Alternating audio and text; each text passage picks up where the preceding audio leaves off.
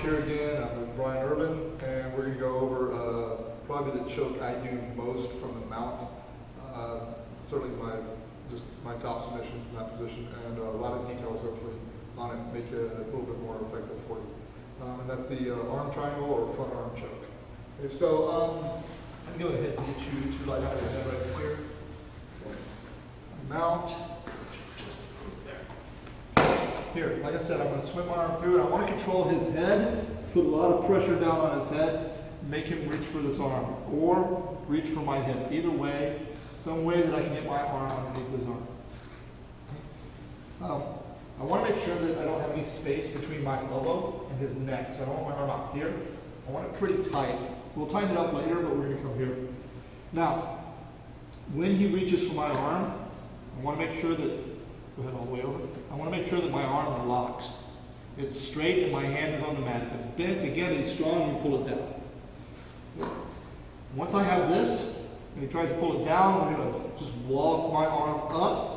My hand is going to reach for his armpit. My other hand is going to cup his head. Here. Okay, so it's just nice and simple. He tries to come here. I spider walk my hand up. I reach for his armpit, and I cup right above his ear. Here. Okay. Now, another situation that happens a lot of times is I'm here and he can't trap my arm, it's too out of here, and he'll start pushing on my hip. Now I'm just going to put my hand inside. Now here's the trick, my arm is pretty well trapped. If I try to walk my arm up and he resists, I'm going to have a lot of trouble. So what I'm going to do is, I'm going to bring this ear to this shoulder. So when he's trying to resist, I walk that ear to the shoulder, now he gets weak, and I can walk it up. So I'm going to come here, control the armpit, my other hand is here.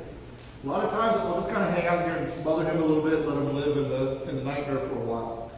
Okay. When I feel like I can work it out, I'm going to bring my head to the outside. Here. So the detail with this choke, okay, is I need to be as low into his armpit when I finish as possible. Okay, this is very, very important. Just put your arm right here. When he opens his elbow, this space opens up and he's able to breathe. My arm is cutting off the blood on this side, but if all this space is open, he'll be able to breathe. So if I try to push my head or make my frame up high here or like this, he's able to open his elbow pretty easily because you see how much that moves. But if I'm down here and he opens his elbow, go ahead, it doesn't affect what's down here. This doesn't move, only up here moves. So throughout this progression, I'm going to get lower and lower into his armpit. So we're here. I walk up, I duck my head out. So now I'm going to do two things. I'm going to push his head, make sure it's deep into the crook of my elbow. There's no space there. Space is my enemy. I'm going to start walking my head as low as possible. Again, I like to just hold with the arm for now. Okay, so I get as low as possible. So I'm going to keep my head up just a little bit for talking, but in reality I'm going to come until my head is on the mat. I'm going to bring my body forward, windshield my leg out. My knee comes to his rib. What I see a lot of people do is they do this choke and they lay down next to the guy. Well, now all my force is going this way. The choke is this way. I need to drive into him from this angle. So when I get off to the side, my knee is going to be at his ribs. My other foot is going to be in line with his head. And I'm going to go down to a sniper position. So when I drop, I'm going to rotate my head down into a sniper position so I'm sideways. So we're here. I open out, and I should be here. Okay? So I get the choke. Now, when we stepped off to the side, no matter how low I got, I'm not low enough. I'm still kind of above his shoulder. So I'm going to do one thing really quick. I'm going to back up. I'm going to readjust and go back under his shoulder. So now I'm completely in his armpit. If he opens his elbow out, I don't move. If I'm here, he opens it. Here. This is why, again, I don't do this because it forces my head up his arm. So I'm here. I'm down all the way to his armpit. So I backed up, went even lower, and my head is here. My legs in line. I'm going to go to my sniper position, and I'm going to turn and look at him, keeping my head on the ground. Here. You can lock your hands, we'll cover that in a second, but I actually like to have my hand free and do this choke with one arm because I can drive off my hand. So I mount it, I hook his head. He's trying to trap my arm. I bring his head to his shoulder, walk it up. Smother him for a bit, eventually get my head out. Adjust. Push the head, adjust, get as low as I can. We're not low enough yet. Okay? One thing I'll do sometimes if he's aware of this leg is I'll actually drop my hip to this side, then windshield wiper over. Knee goes to his ribs, foot in line with his head. I'm not low enough. I back up a little bit, drop, all the way on the ground. I need to keep this elbow on the ground too. Don't let this elbow float up. Here, this is not low enough. This is not low enough. If you think you've gone low enough, go lower. I'm going to go here, all the way down. Hands on the mat. I drive, I drop into my sniper position. Here.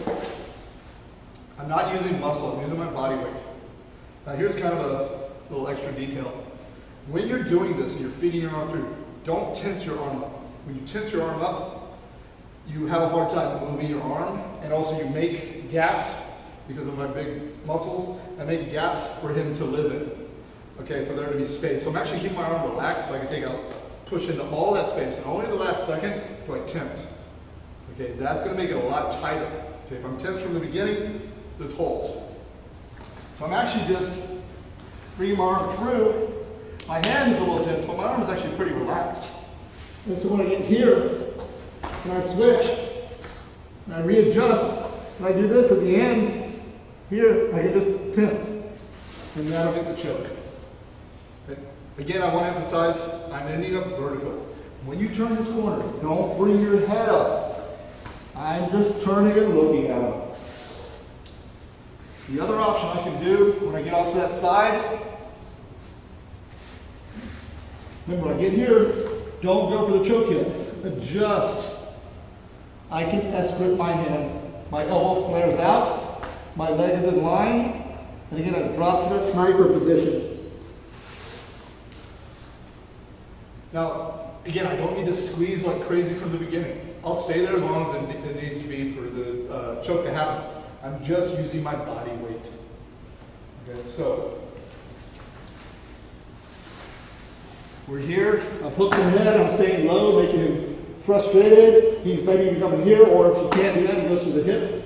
I come here. I can't walk it anymore. Bring his head to his shoulder. That makes that arm weak. I walk it up. I take all the slack out. I'm here. Okay? We'll hang out. Okay? When I can, I start working my head out. I get as low as possible here. I make sure there's space behind my right elbow right now. I adjust. I get as low as possible. Sometimes I'll even windshield wiper this way. Switch. Foot in line with his head. Not low enough. I adjust. Back low again. And drive and look. The reason I do this choke, again, I'm not fighting his arm. Even if he makes a frame, go ahead and push on your elbow. And he does the frame, go ahead and defend the choke. Doesn't affect me. I'm not anywhere near this. That's irrelevant. So the classic phone call defense doesn't work for this choke. Okay? So hopefully a couple details to make this front arm choke a little bit more effective for you. And thanks again, Brian.